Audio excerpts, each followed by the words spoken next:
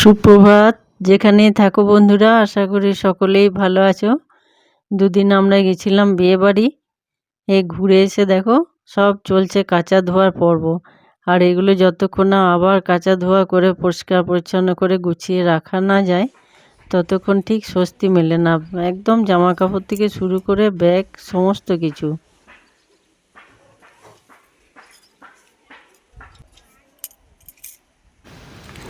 ঠান্ডা আছে ভেবে তো অনেক কিছু নিয়ে গেলাম, কিন্তু সব তো লাগলো না। তবুও মন পোষায় না, সেগুলোকে আবার সব কাচা ধোয়া করতে হলো। দেখে একদম বাইরে, উঠানে, খামার বাড়িতে, ছাদে সমস্ত জায়গা মিলে। আর এগুলো বেশ একটু ঠান্ডা ঠান্ডা রোদ্দুরে তোলামেলা করলে অনেক সুবিধা। তারপর তো আবার আয়রন করে এক এক করে সবকে রাখতে হবে এগুলো।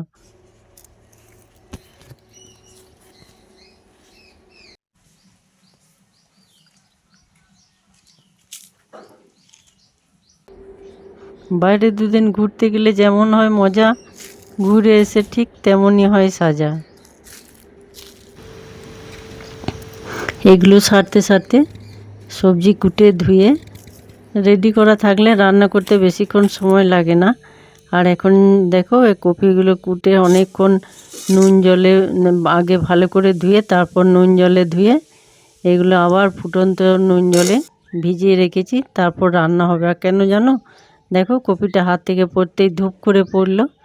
আর এখন কপি খাওয়া খুব সাবধানে।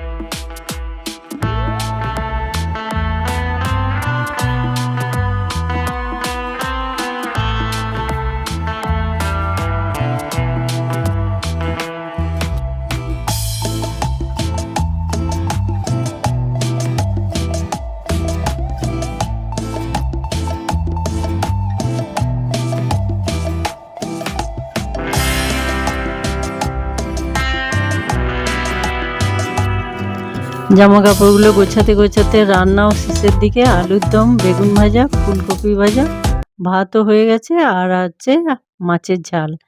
এরপর দুপুরে খাওয়া দাওয়া পর্ব সেরে বেশ কিছুক্ষণ রেস্ট নিয়ে বিকালে সমস্ত সেরে চলে এসেছি একদম সন্ধ্যাবেলায়।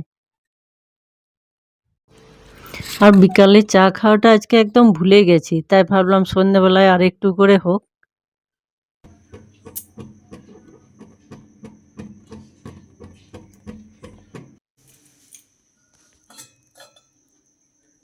আর এরকম ধোঁয়া ওঠা ফ্লেভারযুক্ত গ্রিন রেড টি, একদম আমেজ চলে আসবে আবার। তারপর এটা খেয়ে আর সঙ্গে একটু নোনতা আছে, আবার শুরু হবে রাতের পর্ব। আজ তোমাদের দেখাবো বন্ধুরা দুটি আমার স্মরণীয় জিনিস। তোমাদের বলতে হবে যে ওই জিনিস দুটির বয়স কত আর সেই সময়ে এর আনুমানিক মূল্য।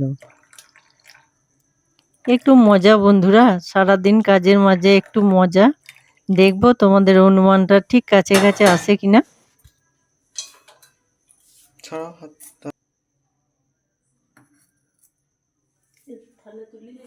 দেখতে ভালো লাগে।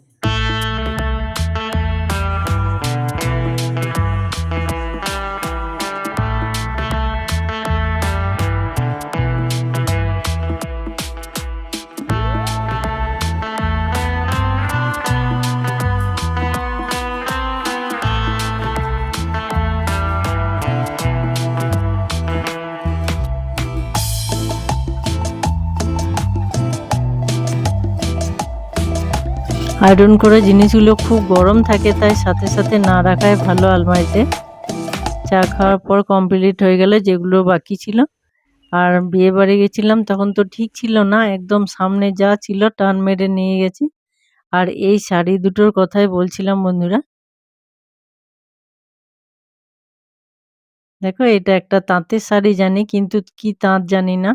শাড়ি আমি মোটেও চিনি না। শাড়ির গাটা যদি নরম হয় আর রংটা দেখতে বেশ ভালো হয়, সেরকম শাড়িই আমি ব্যবহার করি।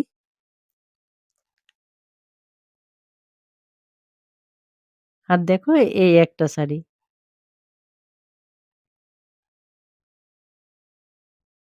এই দুটো শাড়ি আমার জীবনের রেকর্ড। এই দুটো লন্ড্রিতে ধুতে দিয়েছি কেবল। আর এটা তখন নিয়েছিল 25 টাকা, আর তাঁতের শাড়িটা নিয়েছিল 40 টাকা।